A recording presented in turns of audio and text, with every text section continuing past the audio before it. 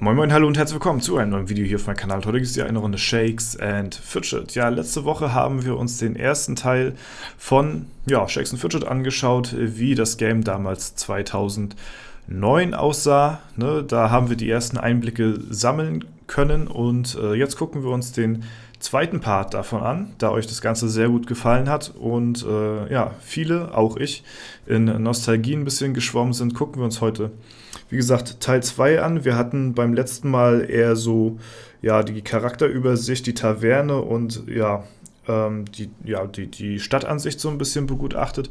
Heute werden es wahrscheinlich mehr so Gilde, Dungeons etc. pp. Sein, wie es damals so aussah. Alles 2009 ist schon sehr, sehr lange her und ich würde sagen, wir schauen mal direkt rein. Ja, let's go. Ich bin sehr gespannt. Einigermaßen weiß ich ja noch, wie das alles aussah, aber es ist halt trotzdem immer cool, mal so ein bisschen in Erinnerung, so ein bisschen sich zu flüchten, sag ich mal. So, let's go. So, entschuldigt auch diesmal wieder die Videoqualität. Dadurch, dass das Video von 2009 ist, ist es natürlich auf 480p, ne? Besser geht's nicht, aber ich denke mal, damit kann man leben, ne? Von der Stadtwache kommen wir in den Waffenladen, in dem auch gleich Shakes auf uns wartet und uns ein paar Sachen verkauft. Okay, ja stimmt, den Waffen- und Zauberladen, den hatten wir auch noch nicht begutachtet. War auch ziemlich lange noch das Design hier.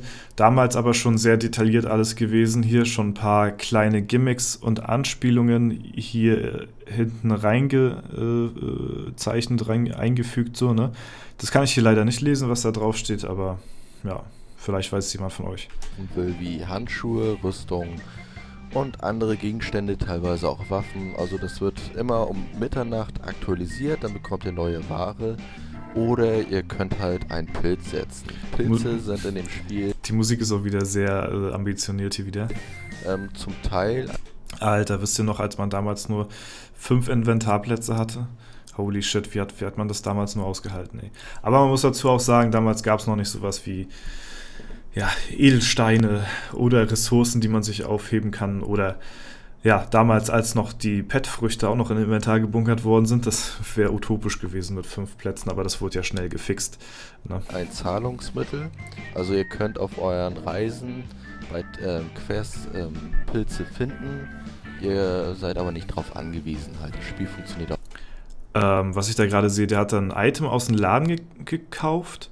Und da ist kein neues Item danach erschienen. Guckt euch das mal an, da ist jetzt kein neues Item da. Entweder ist seine Version oder sein PC so laggy, dass das nicht hinterherlädt irgendwie, oder war das damals wirklich so gewesen, dass man dann kein neues Item bekommen hat? Man musste erst wieder auf neue Ware klicken, damit das dann neu lädt oder was oder wie? Hä? Ja, ohne. So, ich habe mir jetzt hier mal diese Rüstung gekauft, die kann man anlegen, also einfach rüberziehen auf euren Charakter oder in euer Gepäck hier unten und schon gehört es euch. Genauso könnt ihr euch auch Sachen wieder verkaufen. Es ist sehr laggy bei ihm, oder die ihr einfach nicht mehr braucht. Der Zauber... Ja, man sieht schon, vielleicht hat es auch nicht geladen so richtig. Ja, den Zauberladen, die Ansicht, das kennt man ja auch noch, ne? Das war, glaube ich, damals dieses magische Buch, oder wo man hier zur Hexe gekommen ist oder so. Ne, ich glaube zumindest, dass das so gewesen ist. Was ich auch übelst gefeiert habe, ist, in den Kommentaren stand das auch, und ich denke mal, das ist auch von vielen der Wunsch, aber leider wird es nicht so umsetzbar sein. So ein Oldschool-Server mit der, allerersten Version von Shakes and Fidget, das wäre halt ziemlich cool, wenn das irgendwie auf einen neuen Server nochmal drauf gespielt werden kann, damit man nochmal so ein bisschen in Nostalgie schwelgen kann, aber ja, erstmal ist es nicht rentabel für den Anbieter und auf der anderen Seite wird es wahrscheinlich auch schnell sehr, sehr langweilig werden für den Spieler. Also was Kompetitives wird daraus nicht werden, so, weil es, zuallererst gab es, glaube ich, nicht mal richtig Dungeons irgendwie so, ne? Das kam, glaube ich, in der ganz ersten Version von Shakes and Fidget gab es, glaube ich, noch nicht mal richtig Dungeons irgendwie, ne? Also die Zeiten kenne ich nicht mehr, aber kurz danach, die Version kenne ich noch da alles. Ne? Also so wie es jetzt aussah, kenne ich das auch noch. Der Zauberladen funktioniert auf ganz genau dieselbe Weise. Und trotzdem würde ich es feiern, wenn man mal so kurz so in 2009 einfach mal reingehen kann und einfach mal sich da durchklicken kann. So, ne? Man wird es nicht lange nutzen, ne? Deswegen wird auch sowas nie erscheinen, aber die Idee ist trotzdem cool. Hier wartet halt Fidget auf uns. Der hat halt etwas andere Sachen. So, die ganzen Gegenstände funktionieren auch mit Attributen. Das heißt, wenn ihr rüberfährt, könnt ihr auch sehen, plus 12 auf Geschick oder Digga, diese Musik im Hintergrund, ist da einfach irgendwie Jazz in Kombination mit einer Polizeiverfolgungsjagd oder was ist das da, Alter? WTF? 2 auf Geschick. Je nachdem, was der Ding gerade hat, könnt ihr euch natürlich auch euren Charakter aufputschen. Vom Zauberladen gehen wir jetzt einfach mal zum Stall. Im Stall könnt ihr euch euer Reittier aussuchen. Hat sich nicht viel verändert, kennt man auch noch so von früher, ne? Aber natürlich alles jetzt heute schön aufgehübscht. Ein Schwein, ein Wolf, ein Raptor oder auch ein Drachen. Also es kommt immer darauf an, was ihr für einen Charakter habt. Dementsprechend gibt es dann auch noch andere, zum Beispiel ein Greif, ein Tiger. Es kommt halt auf eure Fraktion drauf an. Auch schön der Kontrast hier, er steht hier einfach in so einem Stall, Strohschuppen und im Hintergrund sind hier einfach so eine fetten Burgen und sowas da, alles fette Häuser und alles da aufgetürmt, ne? Ein kleines Detail hier. Die Sachen könnt ihr dann leasen für eine gewisse Zeit, also für 2 Wochen, dann müsst ihr halt neu holen. Beim Pilzdealer könnt ihr die Pilze, die ich vorhin die Pilzdealer-Ansicht, die ist auch schon lange her mit dem Kreis, der so erschienen ist. Ja, das kenne ich auch noch von früher. Ja. Habe ich aber schon lange nicht mehr gesehen. erwähnt hatte, kaufen und damit bis in die Gegend unsicher machen. Dadurch finanziert sich das gesamte Spiel, aber ihr seid halt überhaupt nicht drauf angewiesen. Das müsst ihr definitiv nicht benutzen. So, nun endlich der Charakterbildschirm. Hier könnt ihr euren Charakter noch... Den Charakter, den kannten wir schon. Mal einsehen mit eurer Stufe. Oder haben wir den im letzten Video gesehen? Ich glaube, ich hatte nur mein Video gezeigt von 2014 irgendwie, wo wir den Charakter gesehen haben. Ne? Aber da ist jetzt kein großer Unterschied gewesen zu 2009, 2014. Dann die Anzeige, wie lange es noch braucht für den nächsten Level. Ihr könnt eure Rüstung verwalten, anziehen, ausziehen, wie ihr gerade wollt. Den Rang könnt ihr ansehen. Und hier könnt ihr euch auch eure Attribute verteilen, indem ihr halt Geld dafür bezahlt. Könnt ihr zum Beispiel eure Ausdauer oder eure Stärke aufputschen. Ich habe das jetzt einfach mal als Krieger, brauche ich viel Stärke, also gebe ich ein bisschen mehr auf die Stärke. Der Bone Crusher. Ja, nice. Der nächste Punkt auf unserer Liste ist die Post. Die Post Alter, diese alte Ansicht da, ne? Ist auch schon. Da gab es mal in der Collectors Edition, die ich hier im Hintergrund stehen habe, gab es da mal ein paar Postkarten. Ne? Die habe ich verschickt an euch Zuschauer tatsächlich. 5 Leute konnten da gewinnen. 5 Karten waren da auch drin gewesen. Eine war mit dem Hintergrund. Ja, die hatte ich verschickt noch damals. Wer hatte eine bekommen von euch? Schreibt es mal in die Kommentare. Ihr eure Nachrichten verschicken oder entgegennehmen. Ihr könnt mit Freunden Nachrichten austauschen. Zum Beispiel hier habe ich mir mal ganz frech selber eine geschickt. Das wird dann so aussehen mit dem Betreff. Ganz frech hat er eine geschickt. geschickt. Aber auch noch Kampfergebnisse. Wenn euch jemand angegriffen hat in der Arena, wird das auch hier angezeigt. Da könnt ihr euch das dann ansehen. Jetzt kommt die Gilde. Alter, das ist wirklich auch schon, ja, krass. Ja, so sah das damals aus, ne? Jetzt mal noch die Festung damals hier, ne? Den Ausbau, wie viele Mitglieder in die Gilde kommen. Ne? Damals war ja noch nicht direkt von Anfang an 50 Leute konnten rein, sondern da musste man erst den Platz ausbauen für die Mitglieder. Ne?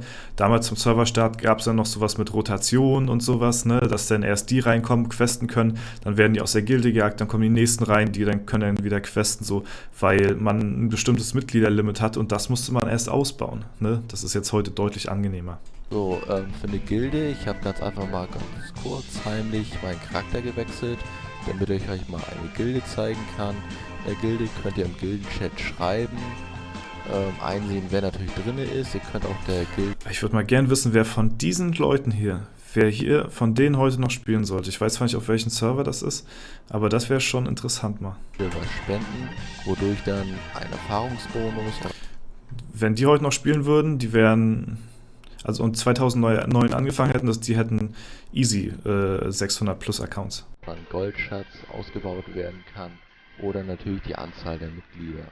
Durch den Bonus habt ihr, wie gesagt, bei Quests bekommt ihr dann halt mehr Erfahrung oder Gold. Seid ihr noch in keiner Gilde, sieht das bei euch dann so aus, da könnt ihr eure eigene Gilde gründen. Wenn ihr halt das Startkapital von 10 Gold habt, braucht ihr euren Namen eingeben und schon seid ihr in einer eigenen Gilde. Und Die Ehrenhalle. Da würde mich mal interessieren, wer da gerade auf Rang 1 ist. Vielleicht geht er da auch drauf.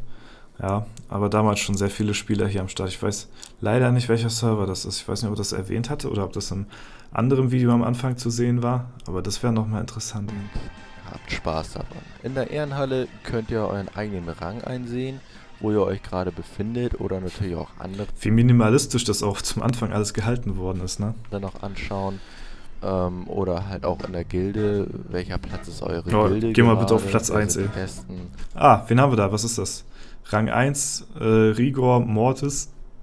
Oh, guck mal, hier haben wir Blackbriar. Das sieht so aus, ob das hier der Cotti ist, hier vom Namen her. Müsste der das sein. Ja. Aber ich weiß. Nee. Da kennt man heute auch nichts mehr von, oder? Oder hat sich da irgendwas durchgesetzt jetzt? Ich weiß es nicht. Aber die haben schon richtig viel Ehre gefarmt hier, ne? Ja, also Cotti kennt man hier vom Namen her. Lady, weiß ich nicht. Müsste man mal nachschauen. Aber ist interessant, sehr interessant. Da könnt ihr auch einfach draufklicken und dann könnt ihr einen Charakter oder die Gilde einsehen. Im Dungeon, Oh, jetzt kommen die Dungeons, sehr interessant. Weiß ich noch, wie es damals aussah? Ja, ist auch sehr übersichtlich gehalten. Damals gab es noch keine richtige Dungeon-Map. das ist etwas Neues in dem Spiel. Etwas Neues, habt ihr gehört? Die gab es noch nicht vorher. Das heißt, vorher konnte man wirklich nur, also in der allerersten Version von, ja, ich weiß nicht, das hat er ja irgendwann, keine Ahnung, 5, 6 Monate nach Release dieses Spiel aufgenommen, konnte man wirklich nur die Alu klicken und Stadtwache machen, so. Es gab keine Dungeons, Alter. Wie langweilig muss das Spiel gewesen sein, ey. Holy shit, die Dungeons kamen dann wirklich erst später, ne, aber es ist unglaublich krass. Im Dungeon könnt ihr halt Da. Und so sah das Ganze aus, ja. Hier hatte man ja, verschiedene Dungeons, also die Dungeons, die man heute noch kennt, hier Pyramide des Wahnsinns, ja. Ja, weiß ich nicht, wie die ganzen Dinger alle heißen. Das, war hier die Hölle, Frostbluttempel, ja, und so weiter und so fort. Ne? Das ist natürlich alles heute ein bisschen anders aufgelistet. Aber so sah das damals aus. So kenne ich die auch noch tatsächlich, ja. gute Gegenstände abstauben. Es wird am Anfang so aussehen, dass ihr halt noch Genau. überhaupt nichts habt. Also Mit ihr weiten müsst erstmal Katakomben. einen Schlüssel bei den Quests finden, um die überhaupt erst freizuschalten. So, Die Minen von Gloria haben wir da. ich habe das Ganze hier jetzt mal ein bisschen beschleunigt für Oh. euch, damit ich euch das auch mal Der zeigen Profi. kann. Oh, Etage 10 von 10 Hier jetzt habe hier. ich schon 3 Schlüssel bei Quests gefunden. Nice. Und die Dungeons freigeschaltet. Ja. Und wenn man dann darauf klickt, dann könnt ihr euren Alter. Ey, irgendwas haben die Grafiken von früher auch gehabt, ne? Ich fand das auch sehr cool gewesen. Oder ich fand das auch sehr cool, muss ich mal so sagen. So, ne? Also heute sehen die natürlich alle zeitgemäß aus, aber so wie es damals aussah. Einfach so als Gimmick, so ein altes Bild von damals, jetzt als neuen Dungeon-Gegner hinzufügen oder in den legendären Dungeon irgendwie so ein altes Bild als kleines Easter Egg so einfügen, das wäre cool. Ne? Beim letzten oder vorletzten Leggy Dungeon gab es ja auch so ein Bild von ja, einer Rohzeichnung von dem Dungeon, das wurde ja auch als Easter Egg eingefügt. Hat alle verwirrt, war aber unglaublich geil und sowas feiere ich sehr. So eine kleine Anspielung immer auch an das eigene Game. Obwohl das Game eigentlich andere Games hops nehmen sollte, nimmt es sich auch selbst immer hops und das ist halt cool. nächsten Gegner im Dungeon sehen, der eventuell auch einen epischen Gegenstand für euch hat. Na, er ist der 10. von 10. Ich weiß nicht, wie es damals war, aber der 10. gibt ja immer ein Epic. So, ich habe das ja vor kurzem schon probiert, deswegen geht das nicht. Natürlich könnte man wieder einen Pilz einschmeißen, damit das sofort geht. Ja. Aber ich warte lieber die Stunde, weil ich kein Geld zahlen möchte. Ist vernünftig. So, in den Optionen könnt ihr Also die Option Bild ändern, E-Mail, Kennwort, okay. Wow. Version 1.31 ist das hier. Okay, sehr interessant. euren Account löschen, wenn ihr das dann möchtet. Könnt euch auch einfach ein neues Kennwort erstellen oder eure E-Mail-Adresse ändern. So, hier unten könnt ihr die Lautstärke einstellen für die Animation, falls euch das alles ein bisschen zu laut ist oder ihr nicht genervt werden wollt. Oder ihr könnt auch ganz die Animation ausstellen. Was ist heute alles an Lautstärkebalken für jeden möglichen Scheiß? Erzählerstimme, legendärer Dungeon, Effektlautstärke, Musiklautstärke. Kann man jetzt alles individuell machen. Damals gab es nur Lautstärke. bei Ändern könnt ihr auch nochmal an den Charakter versuchen. Dann könnt ihr sagen, oh, die Nase passt mir nicht mehr, die ändere ich. Das kostet dann halt im Spiel 1 Gold. Das ist halt Aber immer ich noch so. denke, das wird nicht das Problem sein. So, auf X kommen wir wieder zurück zu unserem Startbildschirm und das war's auch von dem kleinen Tutorial. Ich hoffe, ich habe euch ein bisschen weitergeholfen und ich wünsche euch einfach sehr viel Spaß beim selber ausprobieren. Ja, kommt die Polizeijagd wieder im Hintergrund. Ja, Leute, ich hoffe, euch hat es auch gefallen. Ja, war sehr cool, mal wieder so einen kleinen Einblick zu gewinnen hier in das Game von damals, wie das Ganze aussah. Und ja, ich weiß nicht, falls es noch irgendwelche Videos gibt, die irgendwie verschollen sind oder von damals irgendwelche alten Sachen, die man mal rauskramen kann, dann lasst mir die gerne auch zukommen irgendwie per Discord oder so geht's am einfachsten. Ne? Ansonsten, ja, war es das soweit. Ich hoffe, es hat euch gefallen. Mir hat es auf jeden Fall sehr gefallen. Immer cool, so eine alten Sachen zu sehen von dem Game, was man halt gerne spielt und was man liebt, ne? Und was einen jetzt schon so lange begleitet. Ne? Und vor allen Dingen für alle Neuen ist es vielleicht auch interessant, mal so einen Überblick zu gewinnen von damals. Ne? Weil ich kenne das ja selbst noch so einigermaßen, so wie es da aussieht, kenne ich es ja noch. Ne? Also da war ich ja auch schon am Start gewesen. Das kam ja erst viel, viel später, wo die ganzen Änderungen und die optischen Anpassungen und sowas erfolgt sind. Ne? Und deswegen ist mir das auch noch alles bekannt. Gut, das war's. Ich hoffe, es hat euch gefallen. Falls der Fall sein sollte, lasst gerne eine Bewertung und Kommentar dazu da. Ansonsten wünsche ich euch noch einen super schönen Tag. Vielen lieben Dank fürs Zuschauen. Haut rein und bis zum nächsten Mal.